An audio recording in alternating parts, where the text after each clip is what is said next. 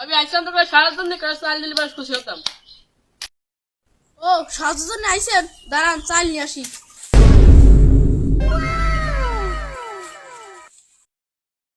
ভাবি আপনার আড্ডা খুব সুন্দর। আরে কিছু কর না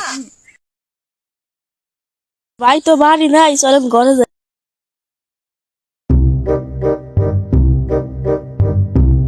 বউ বাড়ি আছো না? বউ কথা কয় না কে? ঘরে যা দিই তো বউ কি করে? পুষ্টি মারছে, বউ কামটা করতেছে কি? আকাম পরে করি, আগে জান বাঁচানি।